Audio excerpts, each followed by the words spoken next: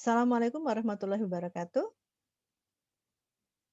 Apa kabar semuanya? Mudah-mudahan kalian semua dalam keadaan sehat walafiat, tidak kurang suatu apa. Baik, pada hari ini kita akan melanjutkan perkuliahan kita di mata kuliah manajemen strategis. Nah, pada hari ini kita akan melanjutkan materi kita yaitu sampai kepada bab 8, yaitu mengenai implementasi. Nah, baik. Implementasi ini yang dimaksud adalah implementasi untuk jangka pendek. Selanjutnya, kita lihat tujuan jangka pendek. Jadi, tujuan jangka pendek adalah hasil yang terukur yang dapat dicapai atau dimaksudkan untuk dapat dicapai dalam waktu 1 tahun atau kurang. Artinya bahwa yang dimaksud dengan jangka pendek adalah jangka waktu 1 tahun atau kurang.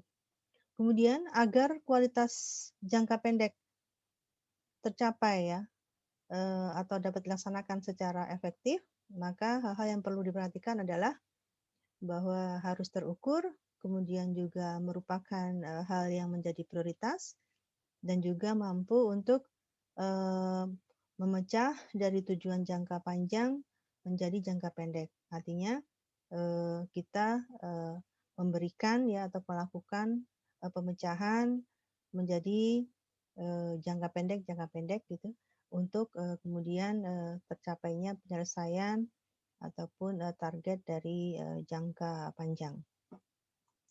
Selanjutnya, taktik fungsional yang menerapkan strategi bisnis. Nah, sebelumnya kita pahami dulu bahwa taktik fungsional merupakan pernyataan terperinci mengenai cara-cara atau aktivitas-aktivitas yang akan digunakan oleh suatu perusahaan untuk mencapai tujuan jangka pendek dan membangun keunggulan kompetitif. Jadi yang disebut dengan taktik fungsional adalah untuk mencapai tujuan jangka pendek dan membangun keunggulan kompetitif. Kemudian kita lihat di sini ada beberapa perbedaan antara strategi bisnis dan taktik fungsional. Yang mendasar adalah pertama mengenai kekhususan. Artinya di dalam jangka pendek di sini ya, maka kita perhatikan di sini kekhususannya adalah dari umum menjadi khusus. Ya, jadi sifatnya dari umum menjadi khusus. Kemudian rentang waktunya untuk tahun depan dan saat ini. Kemudian peserta pengembangannya itu menyangkut para manajer dan juga di fungsional seperti itu. Kemudian melakukan pengalih-dayaan atas aktivitas-aktivitas fungsional. Baik, pengalih-dayaan di sini atau biasa disebut dengan pengalih-dayaan, biasa disebut dengan outsourcing, yaitu perusahaan akan memperoleh karyawan yang dari luar gitu ya. Artinya bahwa yang tadinya kita menggunakan karyawan-karyawan dari dalam, kemudian kita mengambil sumber-sumber tenaga kerja ya atau sumber-sumber daya manusianya adalah dari luar. Kemudian apa saja yang dilakukan di dalam pemberdayaan karyawan, yaitu kita di sini ya, bahwa empowerment atau pemberdayaan itu merupakan tindakan memberikan seseorang atau individu atau tim hak dan fleksibilitas untuk membuat keputusan dan melaksanakan tindakan. Artinya bahwa di sini masing-masing individu atau tim akan diberikan kebebasan ya untuk mengambil keputusan dan juga untuk melaksanakan tindakannya. Selanjutnya, menciptakan kebijakan yang memberdayakan. Nah ini, kalau kita lihat dulu dari awal ya konsepnya apa di sini kebijakan atau policies, yaitu keputusan-keputusan luas yang telah ditetapkan sebelumnya dengan mengarahkan atau menggantikan pengambilan keputusan manajerial yang sifatnya berulang atau sensitif terhadap waktu. Kemudian di sini kebijakan dalam beberapa cara sebagai berikut. Kita bisa lihat di sini kebijakan menetapkan kendali tidak langsung terhadap tindakan independen. Artinya bahwa dalam kebijakan ditetapkan bahwa tetap tindakan independen itu tetap harus terkontrol ya, jadi sesuai dengan kebijakan yang diputuskan.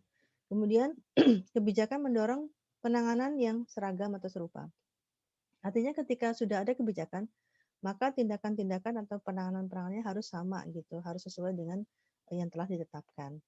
Kemudian kebijakan pengambilan keputusan yang lebih cepat. Artinya dengan adanya kebijakan yang tadi ya terkait dengan pemberdayaan tersebut, maka diharapkan masing-masing individu atau tim akan mampu menyelesaikan pekerjaannya dengan lebih cepat. Karena apa? Karena diberikan hak gitu ya dan juga wewenang untuk mengambil keputusan sendiri.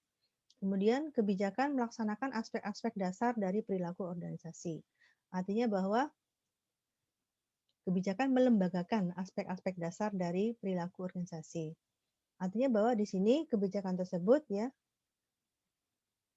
adalah untuk ya melembagakan gitu ya ataupun untuk menjadi dasar gitu ya daripada perilaku-perilaku dari organisasi. Kemudian kebijakan mengurangi ketidakpastian dalam pengambilan keputusan harian yang repetitif. Jadi dengan adanya kebijakan maka akan ada kepastian gitu ya terhadap keputusan yang biasanya selalu berulang seperti itu. Kemudian kebijakan meredam resistensi. Artinya bahwa dengan adanya kebijakan maka diharapkan tidak ada lagi penolakan ya dari karyawan ya ataupun dari manajemen sehingga semuanya sudah sepakat untuk mendukung daripada kebijakan tersebut ataupun mendukung daripada strategi-strategi yang akan dilaksanakan. Kemudian kebijakan menawarkan jawaban yang telah ditentukan sebelumnya bagi masalah-masalah yang rutin. Artinya ketika terjadi masalah-masalah yang rutin yang sering terjadi, maka dengan adanya kebijakan maka sudah dapat ya diambil tindakan bagaimana menyelesaikan permasalahan tersebut. Kemudian kebijakan memberikan manajer atau suatu mekanisme untuk menghindari pengambilan keputusan yang tergesa-gesa.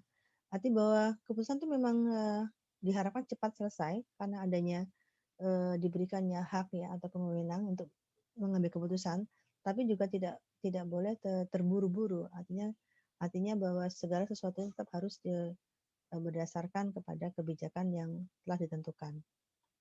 Kemudian program kompensasi bonus. Nah, di sini ada beberapa jenis program utama dari bonus. Di sini ada opsi saham, bahwa di sini bahwa setiap karyawan ya yang ada di perusahaan tersebut akan mendapatkan ya ataupun mendapatkan haknya atau mereka diperbolehkan untuk membeli saham perusahaan. Kemudian saham terbatas atau restricted stock. Nah, di sini bahwa saham diberikan kepada karyawan, kemudian karyawan hanya bisa menjual pada waktu tertentu, ya. Jadi mereka akan mendapatkan keuntungan dari selisih nilai harga saham pada saat diberikan, kemudian pada saat dijual. Jadi antara itu mereka akan mendapatkan selisihnya. Jadi sehingga disarankan untuk saham itu dijual di saat yang tinggi gitu. Ketika harga saham turun maka saatnya membeli, kira-kira seperti itu. Kemudian borgol emas, nah ini hanya diberikan kepada para eksekutif gitu ya dengan cara dicicil. Artinya mereka tidak langsung mendapatkan sekali waktu tapi mereka diberikan secara bertahap. Kemudian parasut emas, nah parasut emas ini diberikan kepada para eksekutif yang mengundurkan diri, diberhentikan ataupun mereka ingin pensiun dini seperti itu. Kemudian berikutnya adalah penyelarasan program bonus dan sasaran perusahaan. Di sini ada sumbu vertikal. Yang dimaksud sumbu vertikal adalah sasaran strategis umum, artinya kepada berlaku untuk semua karyawan. Kemudian kalau sumbu horizontal, maka kompensasi utama yang diberikan kepada para eksekutif atau orang-orang yang ada di struktur organisasi seperti itu.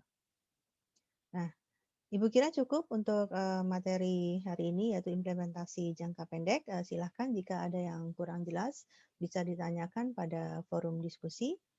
Terima kasih atas perhatiannya, mudah-mudahan bermanfaat. Kita lanjutkan lagi pada pertemuan minggu depan. Terima kasih. Wassalamualaikum warahmatullahi wabarakatuh.